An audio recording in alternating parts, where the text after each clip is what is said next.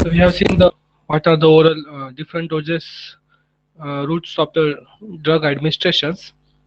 In that we have studied the oral, nasal, pulmonary, subcutaneous, and transdermal. So one by one we start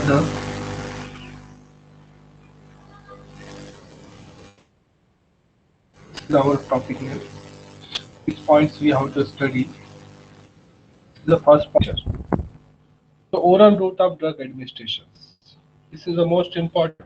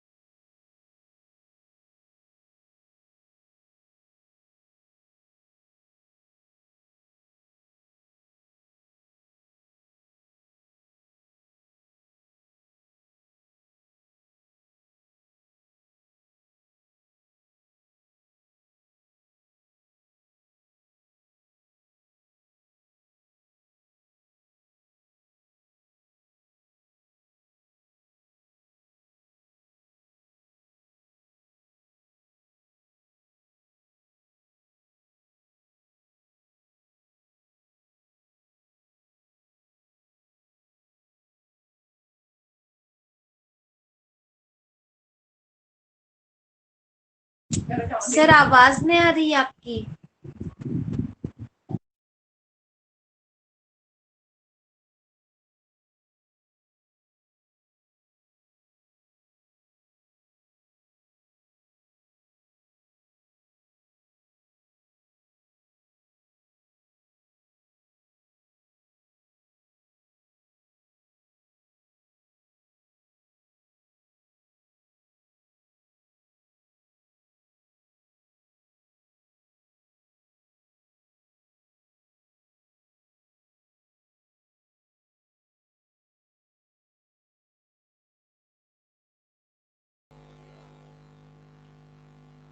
So we know the different routes of the drug administrations: oral, nasal, pulmonary, subcutaneous, and transdermals. So in today's lecture, we will focus on the oral route of drug administrations and then the parenteral route of drug administration. Means these types. Okay, A and D types we will focus in today's lecture. So first important thing, we know that the maximum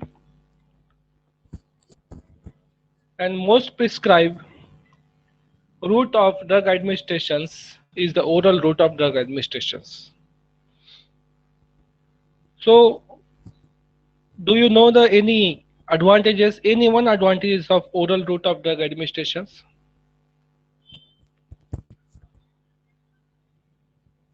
कोई भी एक advantages आपको पता है क्या?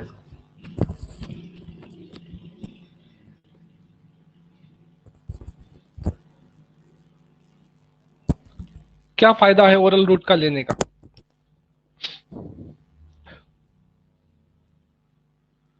या कोई एक डिसएडवांटेज बताइए, कोई भी एक.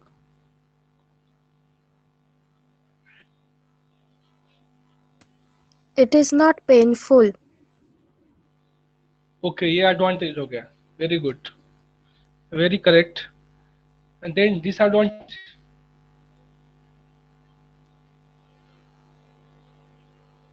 कोई भी एक बताइए, आप बता सकते हैं इसलिए पूछा मैंने. Okay, no problem. ओरल का जो सबसे बेहतरीन सबसे अच्छा एडवांटेजेस ये है कि oral route of drug administration easy to take. Okay, no specific training required, no specific technician required. Okay, ऐसा कोई लगता नहीं है उसको. तो ये सिंपल है, कोई भी ले सकता है. टैबलेट फॉर्म में रहता है. ओके, कैप्सूल फॉर्म में रहता है. डॉक्टर ने प्रिस्क्राइब कर दिया कि आपको सुबह दोपहर शाम लेना है, तो आप कोई भी इजीली ले सकते हो oral route of drug administration. Disadvantages का क्या है सबसे बड़ा, कि ये टाइम लेता है, इट इज टाइम कंज्यूमिंग। दूसरी बात, बहुत सारे पेशेंट्स को ओरल रूट से लेने के बाद प्रॉब्लम भी आ सकते हैं, जैसा कि डाइजेशन में प्रॉब्लम आ सकते हैं। कुछ ड्रग्स ऐसे होते हैं जो इरिटेशन क्रिएट करते हैं, ओके। कुछ ड्रग ऐसे होते हैं जो बहुत ज़्यादा हीटिंग ड्रग्स होते हैं, उसकी वजह से प्रॉब्लम होता है। तो ये डिसएडवांटेज है oral route of drug administration. तो oral route of drug administration में दो टाइप्स के आते हैं। एक आते हैं sublingual route of drug administration, दूसरा आता है buccal route of drug administration, okay. जो हम पानी के साथ लेते हैं इन्हें, ओके, तो वो जो अलग करते हैं तो वो बक्कल रूट से लेते हैं। और जो सबलिंगुअल यानी जनरली मेजर अटैक जो होता है, ओके, हार्ट अटैक्स वगैरह, उस टाइम में जो है सबलिंगुअल्स का यूज करते हैं, जबान के नीचे गोली रखते हैं, okay. This are the two. Then the advantages अब कैसा करेंगे। This is the most common route of drug administration, सबसे ज्यादा यूज होने वाला रूट है, okay. Drug given through the oral cavity, इस कैविटी के थ्रू दिया जाता है। इसका एडवांटेज ये है कि ये सेफ है, ओके, कन्वीनियंट है, सेल्फ एडमिनिस्टर्स कोई भी खुद से ले सकता है, पेन फ्री है, कोई दर्द नहीं है, okay, non invasive and easy to take, उसको आसानी से ले सकते हैं। नेक्स्ट है इकोनॉमिकल, डोजेस फॉर्म जो है इकोनॉमिकल है, स्ट्रिप्स वगैरह जो अवेलेबल होते हैं वो बहुत सारे कंपेयर टू इंजेक्टेबल्स वो इकोनॉमिकल होते हैं।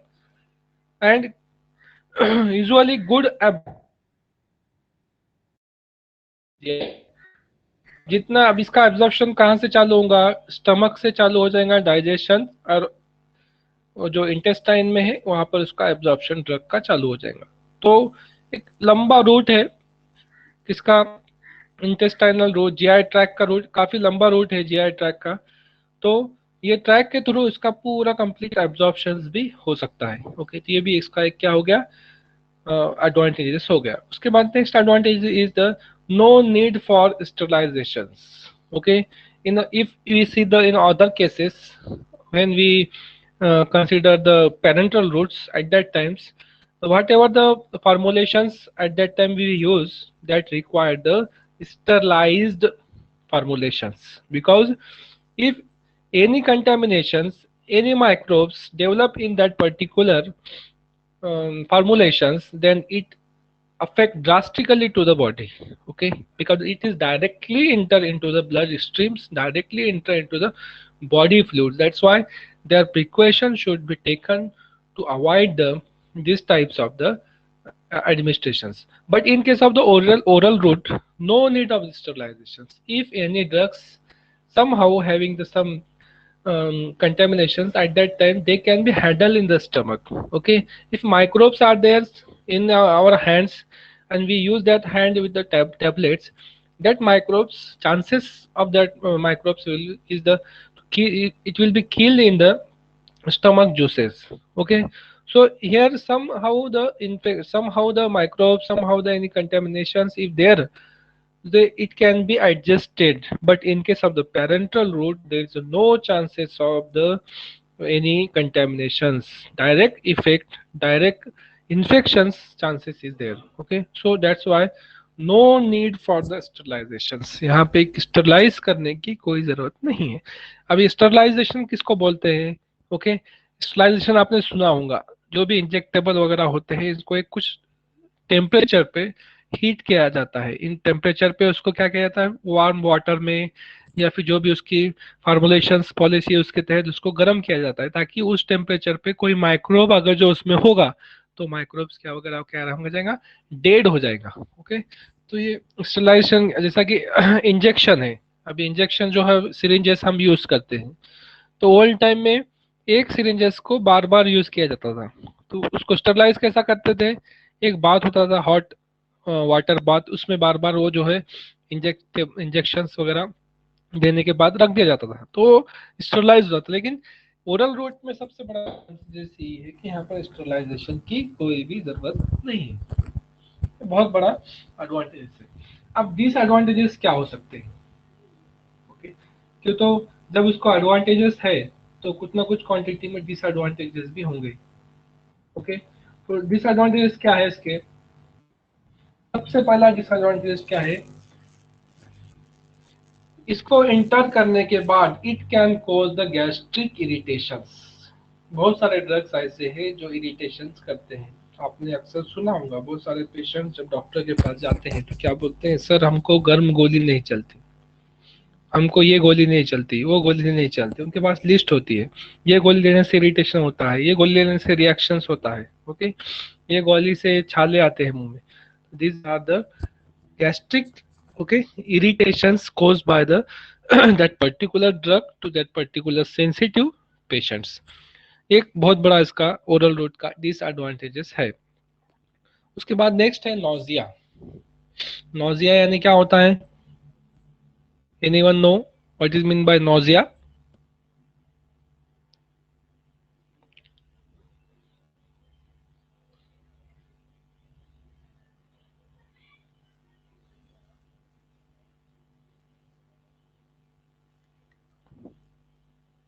हेलो, आप लोग हैं ना?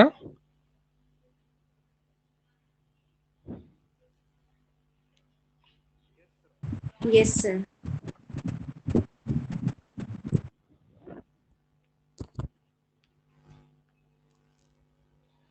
Nausea with vomitings, okay, vomiting sensations, ये जनरली पेशेंट में दिखता है। ओके, एक कंडीशन है, मतलाहट होना, हल्की हल्की चक्कर आना, ओके, बॉडी में टैबलेट एडजस्ट नहीं होना, ये सारी चीजें नोजिया के सिम्टम्स होते हैं।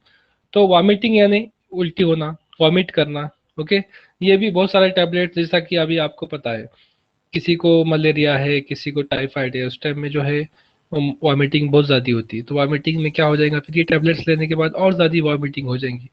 तो फिर ये जो टैबलेट्स है ये बॉडी में इंटर नहीं होंगे उस टाइम में, खाएंगा खाते ही वॉमिटिंग हो जाएंगी, खाएंगा खाते ही वॉमिटिंग हो जाएंगी। तो ऐसे टाइम पर oral route of drug administration ले नहीं सकते, इस टाइम में थोड़ा प्रॉब्लम आता है। ओके, तो फिर कुछ ऐसे टैबलेट लेना पड़ेगा जो वॉमिटिंग को, नोजिया को स्टॉप कर सके। ओके, तो ऐसे टाइम में जनरली बहुत ज़्यादा वॉमिटिंग से, बहुत ज़्यादा लूज मोशन से, जहाँ पे बॉडी में कोई ड्रग टिक नहीं रहा, तो ऐसे टाइम में फिर पेरेंटल रूट को डॉक्टर प्रिस्क्राइब करते हैं। तो थर्ड वाला है vomiting in animals like dog and pigs and all this things. और वॉमिटिंग्स बहुत सारे ह्यूमन बींग्स में भी होती है। For complex form with the ingested drugs could prevent the drug absorptions. Okay, drug absorptions को भी प्रिवेंट कर सकते हैं। फार्माकोलॉजी में जब स्टडी किया जाता है तो फार्माकोलॉजी में ऐसे बहुत सारे ड्रग्स दिखेंगे आपको जो क्या करते हैं, कॉम्प्लेक्स फॉर्म करते हैं। और कॉम्प्लेक्स फॉर्म करने के बाद वो जब भी ड्रग इंजेस्टेड होता है बॉडी के अंदर तो उसका जो है एब्जॉर्प्शन स्टॉप किया जाता है। नहीं, एब्जॉर्प्शन होता ही नहीं हो ड्रग का, तो ड्रग का अगर जो एब्जॉर्प्शन नहीं है तो उसका कोई इफेक्ट नहीं रहेगा। नेक्स्ट है drug could be destroyed by low gastric pH. ये भी एक बहुत बड़ा चांसेस है कि, तो स्टमक के अंदर पीएच कितना होता है, ओके, एसिडिक पीएच होता है। ओके, जो HCl है, हाइड्रोक्लोरिक एसिड, इसका पीएच एसिडिक रेंज है, यानी इसका जो पीएच रेंज रहेगा 6 से कम रहेगा। ओके, तो ऐसे लो पीएच रेंज में गैस्ट्रिक जो है जूसेस अवेलेबल होते हैं, लीवर एंजाइम्स अवेलेबल होते हैं, तो इसके थ्रू वो ड्रग को पास होना होता है। तो जब अगर जो वो ड्रग इसके साथ रिएक्टिव रहेगा, इसके साथ रिएक्ट हो सकेगा, तो वो एक तो न्यूट्रलाइज करते हैं या फिर केमिकल कंपोजिशन को चेंज कर सकते हैं।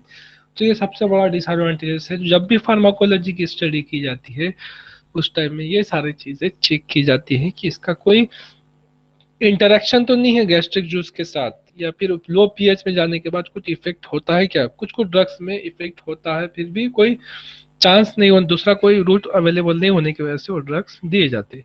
जनरली मोस्ट प्रिस्क्राइब ड्रग जैसा कि डाइक्लोफिनेक सोडियम, ओके, या फिर एसिक्लोफिनेक, ये जो दर्द की जो दवाइयाँ होती हैं, गोलियाँ होती हैं, तो ये गोलियाँ जब जाती है तो स्टमक के अंदर इंटरनल, अभी स्टमक जो है स्टमक के अंदर जो है इंटरनल कोटिंग होती है, वैक्सी लेयर फॉर्म होता है वहाँ पे, वैक्सी लेयर स्टमक के अंदर। तो वैक्सी लेयर क्या करती है कि वो जो ड्रग की इरिटेशन है वो जो है सेल्स वगैरह जो है उसको कांटेक्ट में नहीं आने देती वैक्सी लेयर। लेकिन कुछ पेशेंट में क्या होता है, वो वैक्सी लेयर एज के हिसाब से कम कम होती जाती है, तो डायरेक्टली फिर वो जो है ड्रग का इरिटेशन डायरेक्टली स्टमक को कांटेक्ट में आता है, क्यों तो वहाँ पे वैक्सी लेयर खत्म होगी, waxy layer act as the barrier in between that cells, okay, and that particular जो गैस्ट्रिक इरिटेटिंग ड्रग्स है, जो जैसा कि मैंने एग्जांपल बताया, डाइक्लोफिनेक सोडियम या हो गया इसो एंड एसिक्लोफिनेक, ये जनरली इरिटेशंस क्रिएट करते हैं। तो फिर ये कांटेक्ट आता है दोनों के बीच में, तो ये एज के हिसाब से गैस्ट्रिक जो वैक्सी लेयर है वहां पर वो खत्म होने की वजह से होता है। सो ऐसे टाइम में फिर क्या किया जाता है, एक ऑप्शन है वहां पर कि वो जो ड्रग है जो कि एब्जॉर्प्शन होना है इंटेस्टाइन में, तो उसको मास्क किया जाता है। ओके, मास्क इस तरह से किया जाता है कि वो डायरेक्टली जो है वहां पर वो जो स्टेज है, स्टमक की जो स्टेज है, उसको अवॉइड कर सके और वो जो है ड्रग रिलीज हो सके डायरेक्ट इंटेस्टाइन के अंदर। तो ऐसा भी एक उसका जो है शॉर्टकट यूज किया जाता है। कुछ ड्रग्स जो होते हैं बिटर होते हैं, लेने में उसको जो है प्रॉब्लम होता है, बहुत सारे पेशेंट्स प्रीफर नहीं करते ओरल रूट को, इस वजह से कि उसका टेस्ट अच्छा नहीं है, उसका जो है ऑर्डर अच्छा नहीं है, तो उसको भी मास्क करने के लिए फिर उसको फार्मूलेशंस, अलग अलग फार्मूलेशंस में डाला जाता है, जैसा कि कैप्सूल फॉर्म में उसको फार्मूलेट किया जाता है ताकि हम उसको आसानी से ले सकें। तो कुछ एडवांस डिसएडवांटेजेस है, उसको ओवरकम भी किया गया, कुछ डिसएडवांटेजेस को ओवरकम नहीं किया गया, तो वो एज इट इज डिसएडवांटेजेस रहेंगे लॉन्ग टाइम के लिए। तो ये था oral, oral with advantages and disadvantages, oral route के बारे में था। अभी नेक्स्ट है इसके बाद का, वो है parental route with advantages and disadvantages. अब पेरेंटल रूट में आपके हिसाब से कौन क्या क्या आएगा, एनीवन ऑफ नो?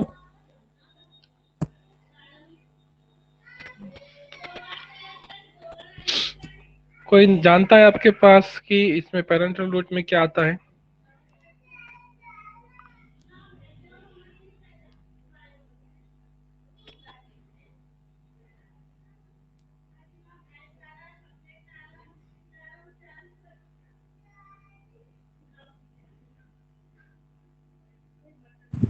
इंजेक्शंस के थ्रू। अच्छा, इंजेक्शन।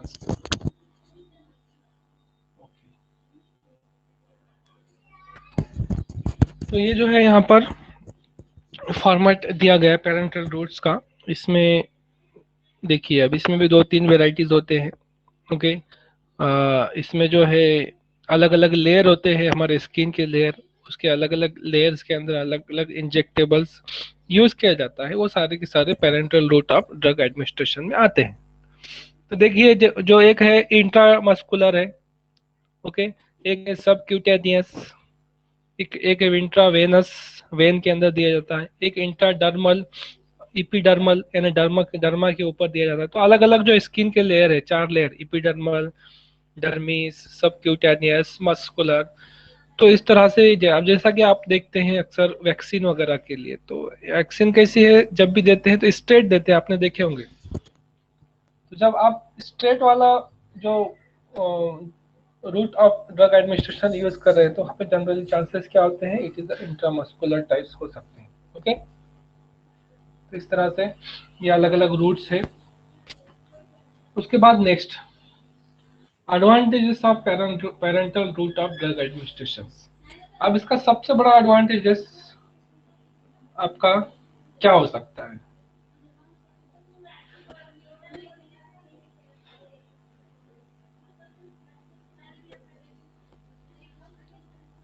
आपकी नजर से सबसे बड़ा इफेक्ट एडवांटेजेस क्या हो सकता है? हाँ हाँ, जल्दी इफेक्ट है। क्योर करता है। अच्छा, राइट, सही है। हम्म। और सबसे बेहतर और क्या हो सकता है पॉसिबिलिटीज, और कौन सा हो सकता है? देखिए, सबसे अच्छा एडवांटेजेस ये है कि इसका जो है ऑनसेट ऑफ एक्शन फास्ट है, सबसे बेहतरीन एडवांटेजेस इसका। ओके, यानी रिक्वायर्ड जो भी थेरापेटिक इफेक्ट है, आपको within a minimum time, कम से कम टाइम में आपको इफेक्ट मिल सकता है। इसके लिए जो है पेरेंटल रूट को जनरली प्रिस्क्राइब किया जाता है कि तो डायरेक्टली ये कहाँ पे इंटर हो रहा है, बॉडी के फ्लूइड के अंदर इंटर हो रहा है, जो भी बॉडी के फ्लूइड है और फ्लूइड के अंदर डायरेक्टली इंटर होने की वजह से सबसे बड़ा एडवांटेज है कि पेरेंटल रूट बहुत फास्ट काम करता है। ओके, इसलिए तो हम सलाइन वगैरह यूज करते हैं। सलाइन में क्या होता है, सबसे मिनिमम वेस्टेज होता है, मैक्सिमम यूज होता है मटेरियल का। ओके, एनर्जी फास्ट मिल जाती है।